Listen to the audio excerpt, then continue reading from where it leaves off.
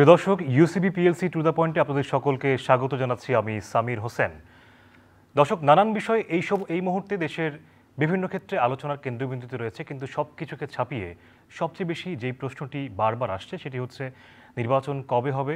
যদিও একটা ডেডলাইন জানা গেছে, তারপরও নানান শঙ্কা। আমাদের আজকের আলোচনার বিষয় নির্বাচনী হাওয়া। এ বিষয়ে আলোচনা করার জন্য আমাদের স্টুডিওতে দুজন অতিথি রয়েছেন। আমাদের সঙ্গে রয়েছেন অ্যাডভোকেট রফিক শিকদার, কেন্দ্রীয় নির্বাহী কমিটির সদস্য বিএনপি, এবং আমাদের সঙ্গে রয়েছেন মোহাম্মদ রাশেদ খান, সাধারণ সম্পাদক গণ অধিকার পরিষদ। আপনাদের দুজনকে আমাদের আজকের আলোচনায় স্বাগত। আমি প্রথমেই শুরু করতে চাই অ্যাডভোকেট রফিক শিকদার আপনাকে দিয়ে। যেটি নিয়ে আমরা আলোচনা করছিলাম, নির্বাচনী হাওয়া। বিএনপি যেমন বিগত সময়গুলোতে যখন সরকার গঠন হলো, অন্তর্বর্তী সরকার, তারপর থেকে নির্বাচন নিয়ে কথা বলে আসছে। তারপর বিভিন্ন দল থেকেও, যেমন গণ অধিকার পরিষদের পক্ষ থেকেও নির্বাচন নিয়ে কথা বলা হচ্ছিল। এর পাশাপাশি আমরা দেখতে পেলাম যে কিছু কিছু দল নির্বাচনের ক্ষেত্রে বিভিন্ন দ্বিমত পোষণ করছেন, কেউ সংস্কারটাকে বেশি প্রাধান্য দিচ্ছেন। তো সব কিছু ছাপিয়ে ফেব্রুয়ারিতে নির্বাচনের একটা ডেডলাইন আমরা পেলাম। এটি নিয়ে বিএনপির ভাবনা কি এই মুহূর্তে? আপনাকে ধন্যবাদ এবং সমালোচক সহ যারা দেখছেন সবাইকে শুভেচ্ছা জানাই। দেখুন, নির্বাচন একটি অংশগ্রহণমূলক আনন্দের একটা উচ্ছ্বাস, জনগণের ইচ্ছার প্রতিফলনের একটি অধিকারের একটা অধিকারের একটি আপনার অবস্থা, পদ্ধতি, এবং সরকার গঠন করার, সরকার পরিবর্তন করার, মতামত ব্যক্ত করার এটা একটা প্রতিফলন। নির্বাচন 5 বছর পর পর হয়। আমরা শুধু এই অন্তর্বর্তীকালীন সরকারের আমলেই নয়, আমরা বরং গত 15 বছর, সব মিলিয়ে 17 বছর ভোটের অধিকার নিয়ে সংগ্রাম করছি রাজপথে। এবং এই জনগণের ভোটের অধিকার, সেটা কি জনগণের ভোটের অধিকারের জন্য নাকি ক্ষমতায় যাওয়ার জন্য? এবং জনগণের, আমি বলছি, জনগণের ভোটের অধিকার প্রতিষ্ঠা করার জন্য আমরা লড়াই সংগ্রাম করতে গিয়ে আমরা বারবার কারারুদ্ধ হয়েছি। গুম, খুন, হত্যা, নিপীড়ন, নির্যাতন, কারাবন্দী, কারা নির্যাতন, সকল কিন্তু বিএনপির এবং বিরোধী দল যারা আছে সবার মধ্যে গেছে। আমরা অন্তর্বর্তীকালীন সরকার প্রতিষ্ঠা করার পরে এটা তো জনগণের ইচ্ছার একটা বহিঃপ্রকাশের সরকার। সে কারণে জনগণের ইচ্ছার বহিঃপ্রকাশের এই সরকারের কাছে জনগণের দাবির আলোকে আমাদের বড় রাজনৈতিক দল হিসেবে আমরা দাবি করেছি যে আমরা যে সুষ্ঠু অবাধ নির্বাচনের জন্য গত 15 বছর সংগ্রাম করেছি, নিশ্চয়ই সেই সংগ্রাম তো আমরা ব্যর্থ হলেও আমরা তো ব্যাহত হই নাই। কারণ ফ্যাসিবাদ আওয়ামী লীগ সরকার তো সুষ্ঠু নির্বাচন দেয় নাই। তারা আপনার 14 সালে আপনার রাজনৈতিক দল ছাড়া, ভোটার ছাড়া নির্বাচিত হয়েছে। 18 সালে দিনের ভোট তারা রাতে নিয়েছে। 30শে ডিসেম্বর নির্বাচনের কথা ছিল, 29শে ডিসেম্বর রাতেই তাদের ভোট হয়ে গেছে। আর 24 সালের 7 জানুয়ারি যে নির্বাচন, সেটা আপনারা সবাই জানেন যে দামি নির্বাচন এবং একটা বিতর্কিত নির্বাচন ছিল, যে কারণে সরকার টিকেও নাই সব মিলিয়ে। সুতরাং এখন যে নির্বাচনটি হবে সেটি ডক্টর ইউনূস সাহেব বিভিন্ন দেশে গিয়েও বলেছেন, জাপানে সফর করতে গিয়ে সেখানে তিনি বলেছেন যে সবচেয়ে সুষ্ঠু এবং ভালো নির্বাচন হবে, এবং আমরাও বিশ্বাস করি যে সবচেয়ে সুষ্ঠু এবং নির্বাচন হবে। আর একটা কথা আপনাকে আমি বলি যে আমরা নির্বাচনের কথা বললে কেউ কেউ মনে করে যে আমরা ক্ষমতায় যাওয়ার জন্য। আমরা তো জানি না যে জনগণ কাকে ভোট দেবে। আমরা মনে করি জনগণের ক্ষমতায়ন হোক, রাষ্ট্রের মালিক জনগণ হোক।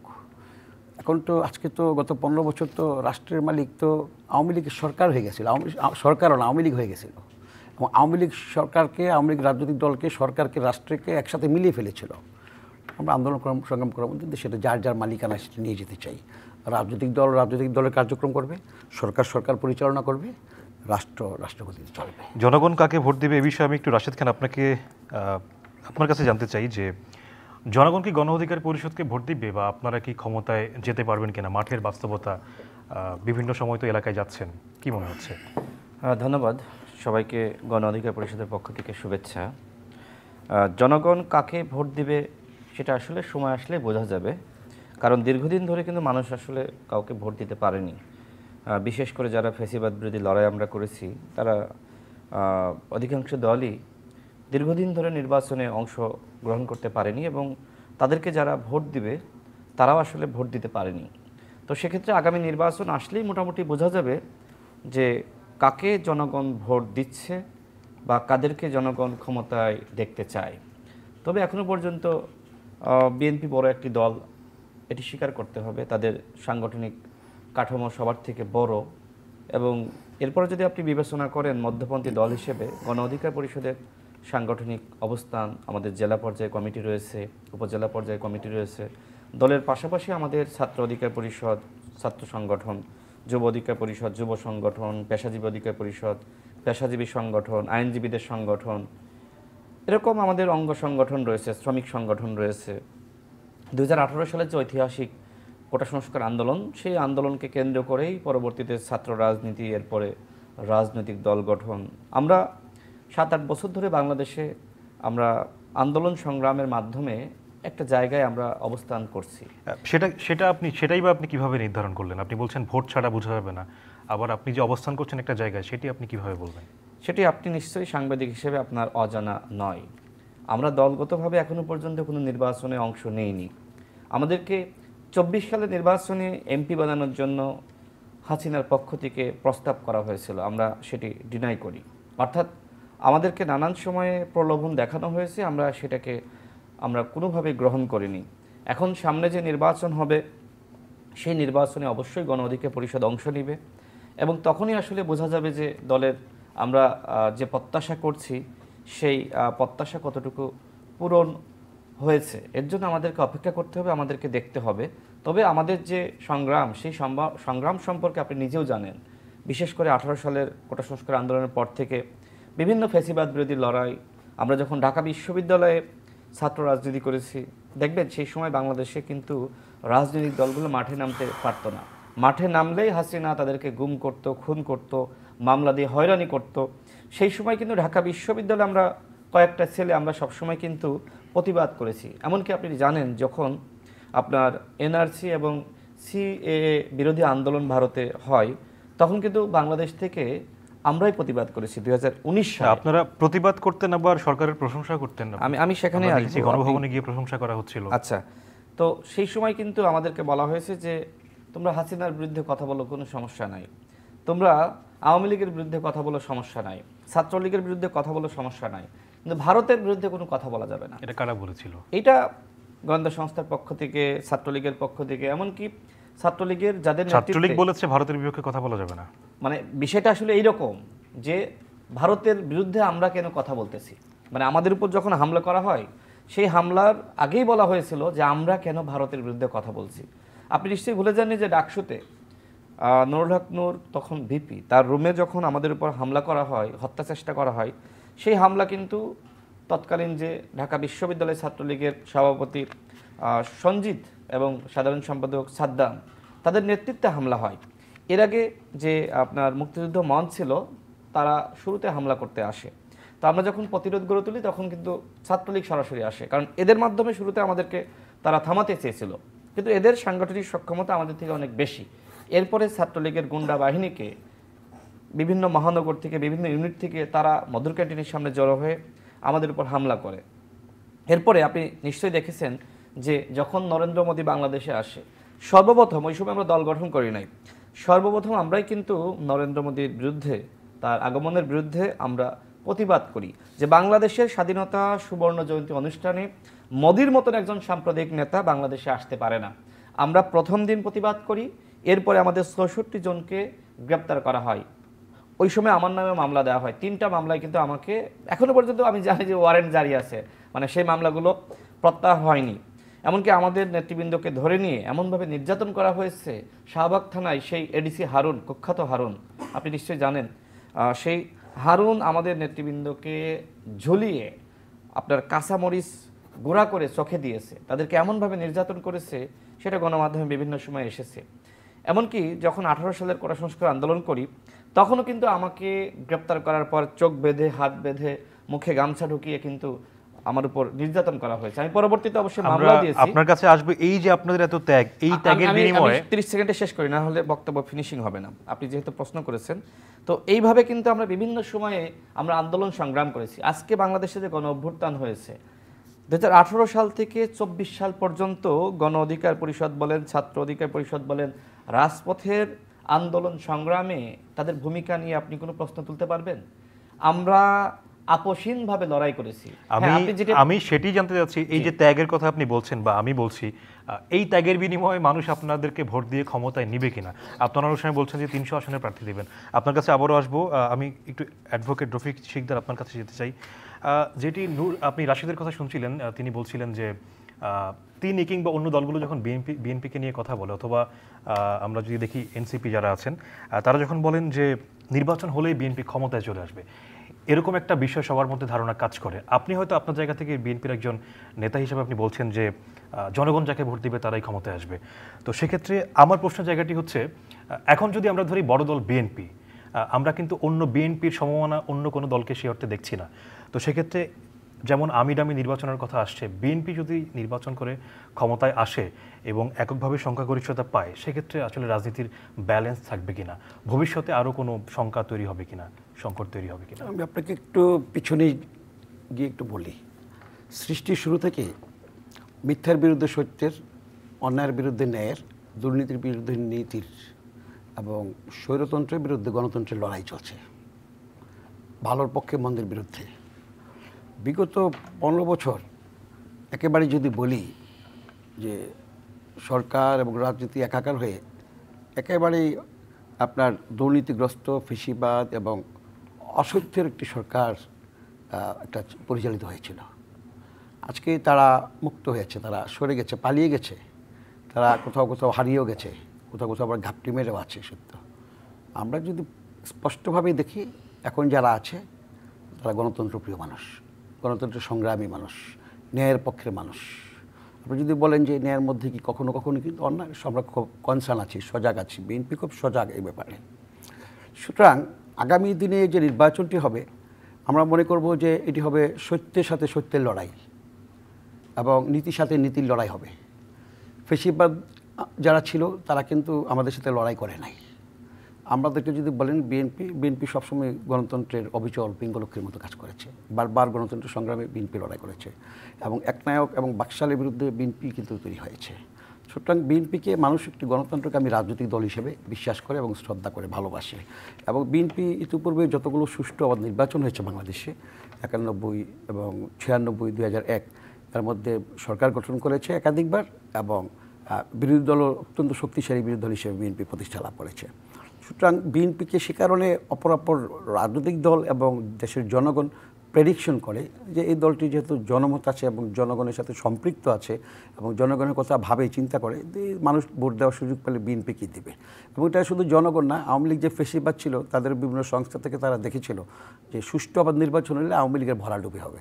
সে কারণে কিন্তু সুষ্ঠু আবাদ নির্বাচন যেমনি দেয় নাই বিএনপির ভয়ে, একইভাবে কিন্তু বিএনপিকে নিয়েও তারা নির্বাচন করতে স্বাচ্ছন্দ্য বোধ করতো না। সেটি তো আপনার অজানা না কারণেই। আগামী দিনগুলোতে যেটা হবে সেটা হলো এই যে যারা আপনার রাজনৈতিক ক্রিয়াশীল দল আছে তারা আসবে, জনগণ কাকে কতটুকু ভোট দিবে সেটি বড় কথা নয়, সেটি তো বড় কথা হলো সেটি যেটা গণতান্ত্রিক একটা রাজনৈতিক দলকে মানুষ ভোট দেওয়ার সুযোগ পাবে অনেকদিন পরে। বিএনপি যদি বেশি সংখ্যাগরিষ্ঠতা পায়, সেটি আসলে রাজনীতির যে একটা ভারসাম্য, সেটি আসলে না, এখানে বেশি কম বেশি বলতে বিএনপি তো বেশি পেয়ে অনেকবার সরকার গঠন করেছে, সেদিকে কোনো সমস্যা নাই এবং বিএনপি সেটা টলার করার মতো বিএনপির ক্ষমতা আছে। আর দ্বিতীয় কথা হলো, এটা আমরাও বলি না, আপনারা বলতে পারেন যে বিএনপি অনেক সিট পাবে, অনেকগুলো পেয়ে যাবে, আমরা সে কথাটা বলি না। আমার নেতা তারেক রহমানও বলেন, আমার নেতা তারেক রহমান বলেন যে নির্বাচনটি চ্যালেঞ্জ এবং নির্বাচনে মানুষের কাছে যেতে হবে, ভোট চাইতে হবে এবং আমরা কি কারণে আমরা নির্বাচন চাচ্ছি এবং নির্বাচিত হলে আমরা কি করব, সেই ব্যাপারগুলো আমরা ইতিমধ্যে 31 দফার মধ্যে সন্নিবেশিত করে আমাদের নেতা তারেক রহমানের নির্দেশে নেতৃত্বে আমরা সমগ্র বাংলাদেশে সেটা প্রচার করেছি, আমরা জনগণের ভোটারদের কাছে পৌঁছে দিয়েছি এবং ক্রমান্বয়ে আমাদের সেই কাজগুলো চলছে। সুতরাং আমি মনে করি যে সুষ্ঠু অবাধ নির্বাচনের মাধ্যমে জনগণ আমাদের বিশ্বাস করি আমরা যে আমাদেরকে নির্বাচিত করবে, কিন্তু আমাদের নির্বাচিত করলেই যে আমরা উৎফুল্ল হয়ে যাব, আনন্দিত হয়ে যাব, এটা নয়। শুধু হ্যাঁ আনন্দিত হবো বটে, কিন্তু আমরা এটাকে চ্যালেঞ্জ হিসেবে গ্রহণ করে জনগণকে কীভাবে জনগণের কাছে সেবাটা পৌঁছে দেওয়া যায়, জনগণের দ্বারগোড়ায় কীভাবে আমরা আমাদের যে কমিটমেন্টগুলো আছে, 31 দফা কমিটমেন্ট আছে, জনগণের স্বাস্থ্য, তারপরে আপনার অর্থনীতি, তারপরে শ্রমিকের, কৃষকের, মেহনতি মানুষের, সকল পেশার, শিক্ষকের, ছাত্রের, নারীর, অবহেলিত শিশুদের, সকল স্তরের দেশের মানুষের কীভাবে তাদের কল্যাণ করা যায়, তাদেরকে কাছে কীভাবে সেবাটা পৌঁছে দেওয়া যায়, নিশ্চিত করা যায়, সেই কাজগুলো কিন্তু আমরা করবো। আইনের শাসন প্রতিষ্ঠা করা, জবাবদিহিতা করা, দুর্নীতিমুক্ত সমাজ এবং রাষ্ট্র প্রতিষ্ঠা করা, সব কাজগুলো কিন্তু আমরা করবো। আমি রাশেদ খান আপনার কাছে জানতে চাই, নির্বাচন নিয়ে কথা হচ্ছিল, আমরা দেখেছি এই গণ অভ্যুত্থানের পরবর্তী সময়ে আপনারা সবসময় বিএনপি যে কথাটি বলার চেষ্টা করতো সেটি আপনারা বলতেন, আপনারা একই রকম কথা বলতেন। অতি সম্প্রতি দেখলাম যে যখন নুরুল হক নূর তার নির্বাচনী লেখা গেল, সেখানে একটা সংঘাত তৈরি হলো। তারপর নূরের একটা বক্তব্য আমরা দেখলাম যে তিনি নির্বাচন নিয়ে তিনি পরিবর্তন নিয়ে কথা বলছেন, তিনি বলছেন যে সংস্কার আগে তারপর নির্বাচন। তো এই যে আপনারা যখন এই ধরনের কথাগুলো বলছেন, শঙ্কা প্রকাশ করছেন, পাশাপাশি জনগণও কি এই শঙ্কায় শঙ্কিত কিনা যে আসলে কি ফেব্রুয়ারিতে নির্বাচন হবে? আপনি কি মনে করেন? ধন্যবাদ। দেখেন, আমরা বিএনপির সাথে 2022 সাল থেকে যুগপৎ আন্দোলন করেছি। এর আগেও যখন আমরা ছাত্র রাজনীতি করেছি বা জাতীয় পর্যায়ে রাজনীতি করেছি, বিএনপির সাথে আমাদের ওঠা বসা বা তাদের সাথে আমাদের অনেক বিষয়ে বেশ মিল ছিল। বিশেষ করে বিএনপিও একটি ফ্যাসিবাদ বিরোধী শক্তি, আমরাও সেই ফ্যাসিবাদ বিরোধী শক্তি, এবং বিএনপির সাথে এখন পর্যন্ত আমাদের সম্পর্ক আছে। কিছু কিছু ক্ষেত্রে বিএনপির কিন্তু ক্ষমতার জন্য মাঝে মাঝে কি দ্বন্দ্ব তৈরি হয়? বিএনপির সাথে উত্তর আসতেছে, বিএনপির সাথে সব কিছু যে আমার পুরোপুরি মিলে যাচ্ছে সেই শুরু থেকে, সেটি তো না। তবে যেহেতু ফ্যাসিবাদ বিরোধী লড়াই করেছি, আমাদের অনেক কিছুর মিল আছে। বিশেষ করে নির্বাচনের যে বিষয়টা আপনি বললেন, দেখেন, আমরা কিন্তু শুরু থেকে বলে আসছি যে আগে সংস্কার, গণহত্যার বিচার এবং একই সাথে নির্বাচন, তিনটা আসলে একটার সাথে আরেকটাকে জড়ানো যাবে না। তিনটাকে তিনভাবে চলতে দিতে হবে, প্রত্যেকটা তার নিজ গতিতে চলবে। সংস্কারের কার্যক্রম আপনি একদিকে চালান, একদিকে গণহত্যার বিচার করেন, অন্যদিকে নির্বাচনের প্রস্তুতি আপনি গ্রহণ করেন।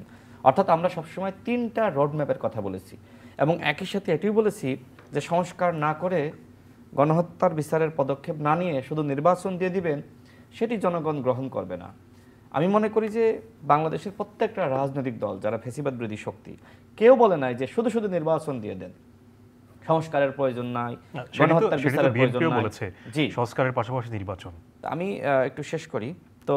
আর আপনি যেটি বললেন যে সংস্কার ছাড়া নির্বাচন নয়, তো এই কথা তো সবার না। আর এটি তো বিএনপি তো তাদের 31 দফাতে এই অভ্যুত্থানের আগেই এটি এনেছে সংস্কারের বিষয়। দেখেন, আমরা শুধুমাত্র নির্বাচন চাই না, আপনাকে বুঝতে হবে নির্বাচন কিন্তু হাসিনাও করেছে। কি নির্বাচন? 14 সালের সেই একতরফা নির্বাচন, 18 সালের নিশিরাতের নির্বাচন, 24 সালের আমি ডামি মামি স্বামী নির্বাচন। এখন আপনারা যদি মানে শক্তিশালী হতে না পারেন, সেক্ষেত্রে বিএনপি বা অন্য বড় দলগুলোর দায় কোথায় সেখানে? আমাকে একটু শেষ করতে দেন। জি। তো নির্বাচন হাসিনা করেছে, এইটাও নির্বাচন। কিন্তু আমরা কি বলছি? আমরা বলছি যে হাসিনা মার্কা নির্বাচন এদেশের জনগণ মানবে না। নির্বাচন হতে হবে অবাধ, সুষ্ঠু এবং নিরপেক্ষ। এখন কি হাসিনা মার্কা নির্বাচন সম্ভব? আপনি যদি সেই ধরনের পরিবেশ না তৈরি করতে পারেন, তাহলে তো অবশ্যই সম্ভব। অবশ্যই। তাহলে মানে কারা হাসিনার অবস্থান যেটা ছিল সেখানে থাকবে? কারা বা কে সেটা প্রশ্ন না। বিষয়টা হলো যে আপনি যখন আপনার ঘরটা দেওয়াল দিয়ে না ঘিরে দেন, তখন ওই ঘরের মধ্যে সোনা দানা যাই থাকুক চুরি হয়ে যায়, হয় না? সুতরাং নির্বাচনের জন্য নির্বাচনের পরিবেশ গুরুত্বপূর্ণ।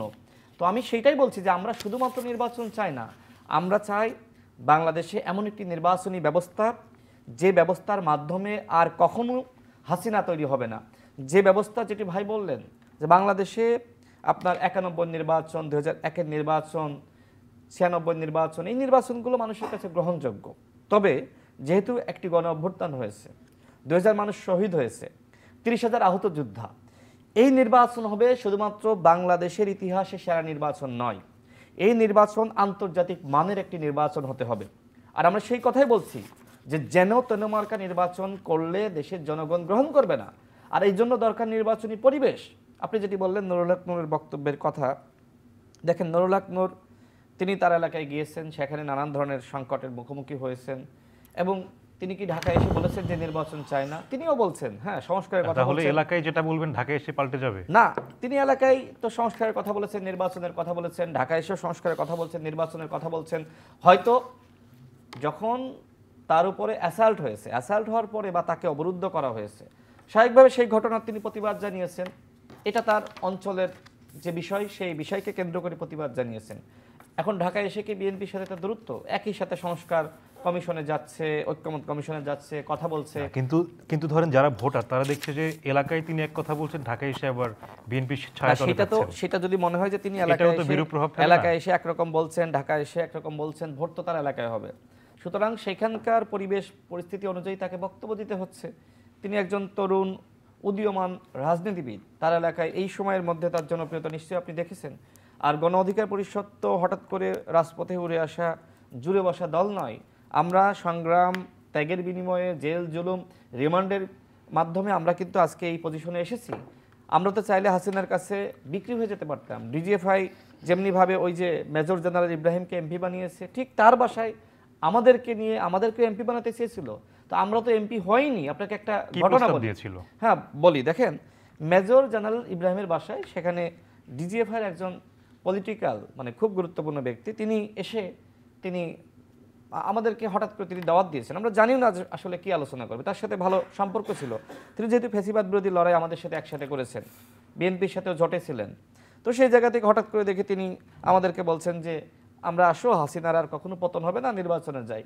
তো সেখানে আমরা নিজেই প্রতিবাদ জানিয়েছি যে না দেখেন, আমরা এইভাবে নির্বাচনে গেলে দেশের জনগণ গ্রহণ করবে না।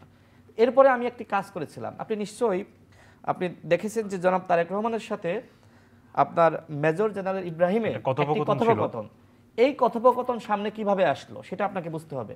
আমি ওইখান থেকে বের হয়ে, তার বাসা থেকে বের হয়ে বিএনপির স্থায়ী কমিটির সদস্য নজরুল ইসলাম খানের বাসায় গিয়েছিলাম। আমি তাকে গিয়ে বললাম যে ভাই, এরকম তো চক্রান্ত চলতেছে, ফ্যাসিবাদ বিরোধী দলগুলোকে নির্বাচনে যেতে বাধ্য করা হচ্ছে, নানান ধরনের ষড়যন্ত্র। তো এই যে একটি বিষয়, মেজর জেনারেল ইব্রাহিমকে নির্বাচনে নিয়ে যাচ্ছে, সে নির্বাচনেতে চলেই যাচ্ছে, যদি পারেন তার সাথে জনাব তারেক রহমান সাহেবের একটু কথা বলিয়ে দেন। তিনি আমাকে বললেন যে রাশেদ, তুমি খুব সঠিক সময়ে এসেছো, আজকে মেজর জেনারেল ইব্রাহিম আমার বাসায় আসবে, আমি জনাব তারেক রহমানের সাথে তার কথা বলাই দিব। তো আপনি বলেন, এই ঘটনা আমি কখনো বলি না, আজকে ফার্স্ট বললাম যে আমরা যদি হাসিনার কাছে নতজানু হইতাম, তাহলে কি বিএনপির এই স্থায়ী কমিটির নেতা তার বাসায় গিয়ে ঝুঁকিপূর্ণ না? তার বাসাও তো আপনার ওই ক্যান্টনমেন্টের পাশে। তারপরে আমি সেখানে গিয়েছি, নিজে গিয়েছি, আমাকে তো সবসময় গোয়েন্দা সংস্থা ফলো করে না। তো ওই সময় এত ঝুঁকি নিয়ে আমরা কিন্তু এই কাজগুলো করেছি যাতে করে সেই নির্বাচনে যেতে না পারে। আপনারা যখন রাজি হননি তখন কি আপনাদের উপর কোনো হুমকি বা কিছু ছিল? আমাকে সেই সময় 2 বার গুম করার চেষ্টা করেছে, 2 বার। ওই সময় তো আন্দোলন চলতেছে, নির্বাচনের আগে 2 বার গুম করার চেষ্টা করেছে। যখন তারা তথ্য পেয়েছে, এনিহাও হয়তো ইব্রাহিম সাহেব বলেছে যে ওরা তো নির্বাচনে যাচ্ছে না, এনিহাও যে কোনো কারণেই হোক আমাকে 2 বার গুম করার চেষ্টা করেছে। একবার প্রধানমন্ত্রী কার্যালয়ের সামনে থেকে, যেটা শেখ হাসিনা বসতো যেখানে, সেইখান থেকে একবার, আরেকবার এই যে আপনাদের অফিসের এই সামনে 7 রাস্তার মোড় থেকে 2 বার গুম করার চেষ্টা কিন্তু এখন শেখ হাসিনার কথাবার্তা আমরা যখন অনলাইনে শুনি, আমরা তো তিনি বলার চেষ্টা করেন এরকম কিছুই তিনি করেননি। না, শেখ হাসিনা তো মাফিয়া। শেখ হাসিনা বাংলাদেশের এমন একজন নেত্রী বললেও মনে হয় পাপ হবে, নেত্রী না, ফ্যাসিস্ট, খুনি। সে বাংলাদেশের রাজনীতিকে ধ্বংস করেছে। আমাদের মতন তরুণরা তার কাছে মাথা নত করে নাই। আমরা দেখেন, যখন বাংলাদেশে আন্দোলন সংগ্রাম বন্ধ হয়ে গেছে, এটা তো মানতে হবে যে বাংলাদেশে বিএনপিকে নামতে দেওয়া হয়নি, বিএনপির অসংখ্য নেতৃবৃন্দকে গুম করেছে, জামাত ইসলামকে নামতে দেওয়া হয়নি, জামাত ইসলামের এবং শিবিরের ছাত্রদলের নেতাকর্মীদেরকে গুম করা হয়েছে, খুন করা হয়েছে। তখন কিন্তু ঢাকা বিশ্ববিদ্যালয়ে এদেশের জনগণের ভিতরে যে আশার আলো, নিভু করে যে আলো, সেই আলো কিন্তু ঢাকা বিশ্ববিদ্যালয়ে আমরা জ্বালিয়ে রেখেছিলাম। সুতরাং আজকে যদি আমি শেষ করি 30 সেকেন্ডে, আজকে যদি বলেন যে আমাদের সংগ্রাম কি, জনগণ আমাদের ভোট কেন দিবে, জনগণ আমাদের এই সংগ্রাম কি প্রত্যক্ষ করে নাই? তবে এটি মানতে হবে যে আমরা এখনো পর্যন্ত সময় বলে দিবে, নির্বাচন আসলে বলে দিবে, বিএনপির মতো ওই ধরনের বড় সাংগঠনিক সক্ষমতা অর্জন করতে পারি নাই। কিন্তু আমরা কি পিছিয়ে যাচ্ছি? আমরা তো উদীয়মান, আমরা রাইজিং স্টেজে রয়েছি। বাংলাদেশে যদি মধ্যপন্থী দলগুলো দেখেন, যে ইসলামিক দলগুলোর বাইরে বিএনপির পরেই গণ অধিকার পরিষদের সাংগঠনিক সক্ষমতা রয়েছে, তৃণমূলে অবস্থান রয়েছে, কমিটি রয়েছে। আপনি যদি আমাদের মিছিল, মিটিং, সমাবেশগুলো জেলা পর্যায়ে দেখেন, আমরা চেষ্টা করছি। আমি আজকেই বলছি না, আপনার কথা বুঝতে পেরেছি, আমরা বুঝতে পেরেছি। জনাব অ্যাডভোকেট রফিক শিকদার, আপনার কাছে জানতে চাই যে আপনি নিশ্চয়ই জানেন যে প্রধানমন্ত্রীর পদে 10 বছরের বেশি নয়, এটি নিয়ে বিএনপিতে একটা দ্বিমত ছিল। অবশেষে বিএনপি সে বিষয়ে সিদ্ধান্ত নিয়েছে যে 10 বছরের বেশি নয়। এই যে একটা, যদি বলি যে বড় দল হিসেবে স্যাক্রিফাইস, বা এটিকে আপনি কিভাবে দেখেন একজন নেতা হিসেবে বিএনপির?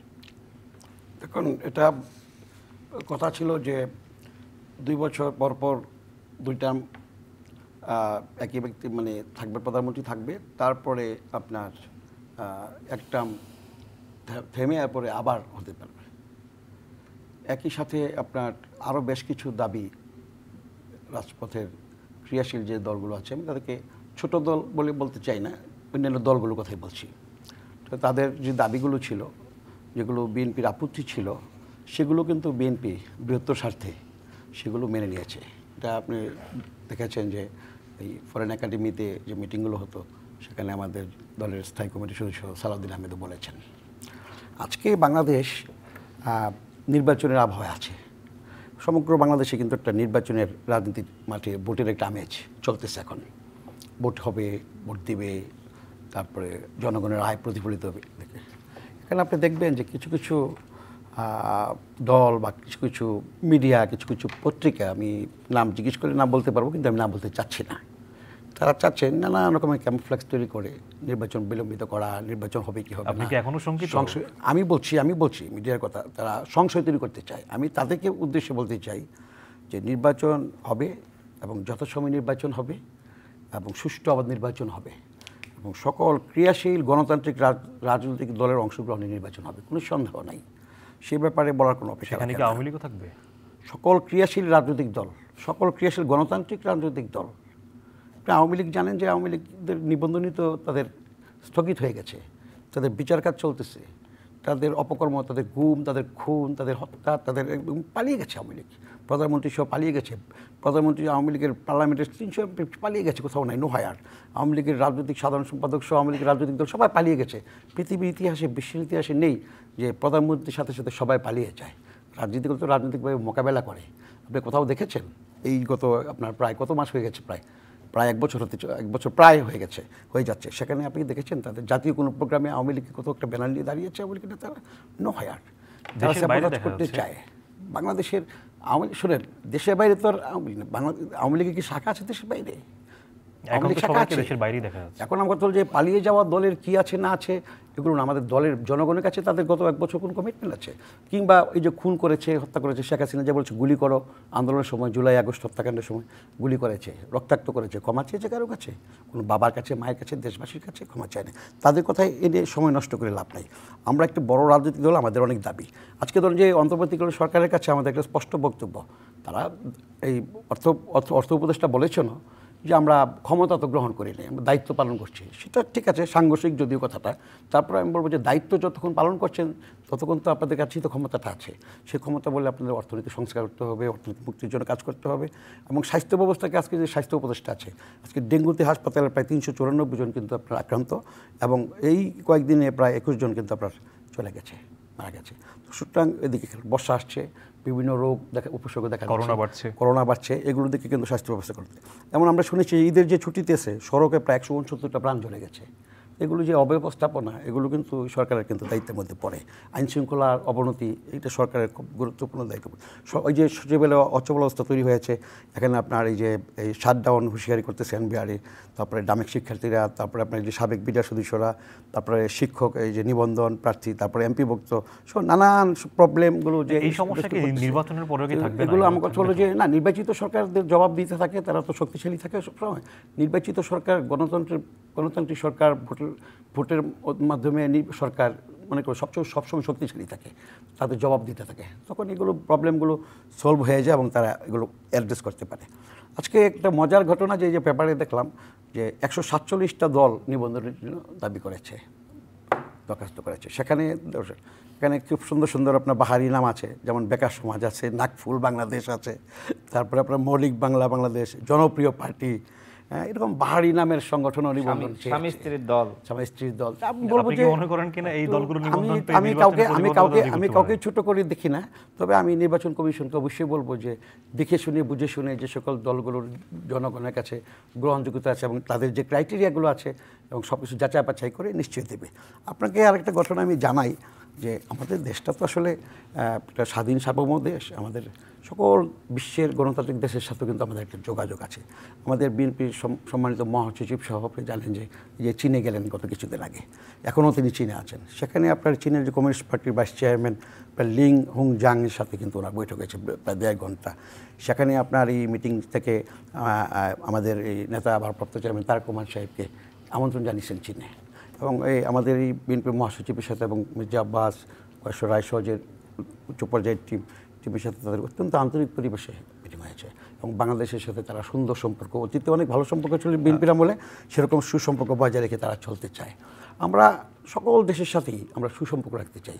আবার একই সাথে যেমন দেখেন যে ইরান যে হামলায় যে আজকে যে মার্কিন ঘাঁটিতে হামলা করেছে ইরানরা, বা ইরানের উপরে যে আপনার মার্কিন এবং যে আপনার ইসরায়েলের যে হামলা, এটা কিন্তু অত্যন্ত নিন্দাজনক এবং অবৈধ। আমরা সেটা কিন্তু জানি। আমার মনে হয় যে আপনার বক্তব্য আমরা সব দিক দিয়ে আমরা যদি বলতে চাই, বলবো যে আমাদের এই বাংলাদেশ স্বাধীন দেশ, আমরা গুম খুনমুক্ত একটি রাষ্ট্র ব্যবস্থা প্রতিষ্ঠা করতে চাই, নিরাপদ বাংলাদেশ। আপনাকে ধন্যবাদ। আমরা চাই যে আমরা সেদিকে এগিয়ে যাব।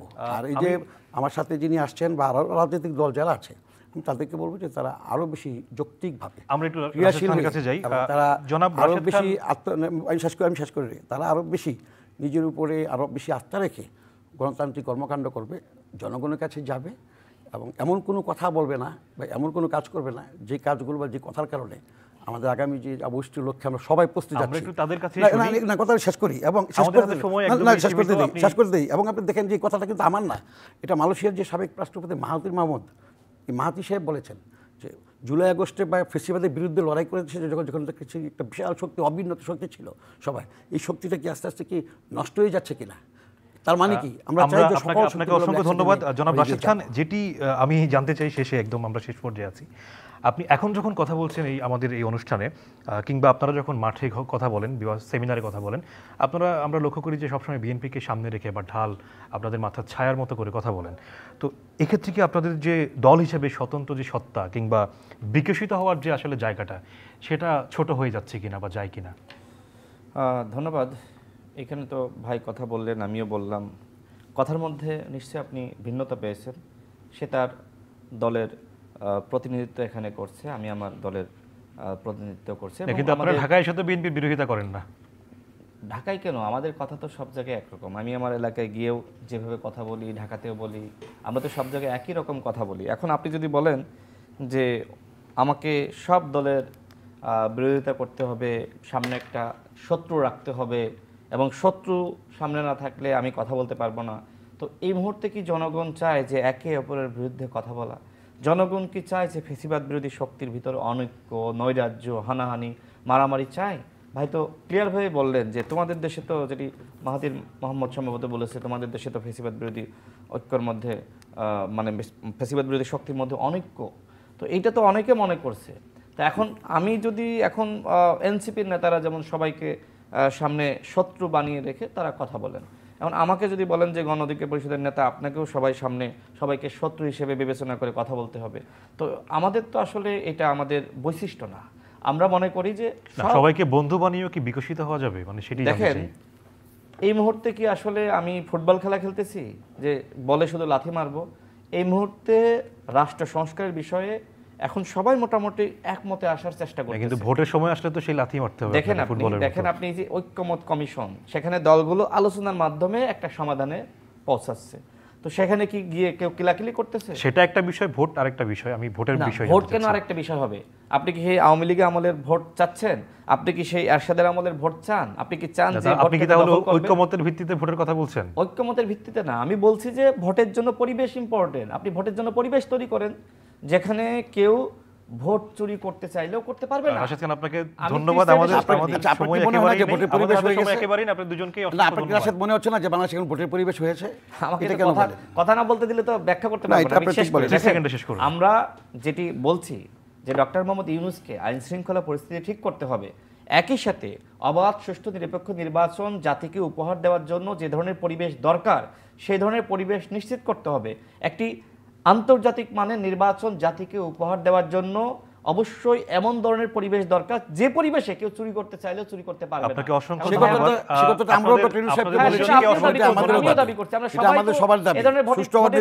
দেশের সাধারণ মানুষের একই দাবি। রাশেদ খান, আপনাকে ধন্যবাদ। আমাদের হাতে সময় একদমই নেই। বাংলাদেশ কিন্তু পিছিয়ে গেছে কেন? শুধুমাত্র বাংলাদেশের নির্বাচনের ব্যবস্থা হাসিনা ধ্বংস করেছিল। সুতরাং সেই ব্যবস্থা অবশ্যই এমনভাবে তৈরি করতে হবে যাতে করে হাসিনা মার্কা ভোট আর বাংলাদেশে না হতে পারে। দুজনকে অসংখ্য ধন্যবাদ, জনাব অ্যাডভোকেট রফিক শিকদার এবং মোহাম্মদ রাশেদ খান। দর্শক, আমাদের অতিথিরা ভোটের প্রত্যাশা, আগামীতে যে ভোটটা হবে কিংবা সংস্কার, এই বিষয়গুলো নিয়ে তাদের প্রত্যাশার কথা আপনাদের সামনে তুলে ধরেছেন। দর্শক, আমাদের আজকের ইউসিবি পিএলসি টু দ্য পয়েন্টে অংশগ্রহণের জন্য আপনাদের সকলকে ধন্যবাদ।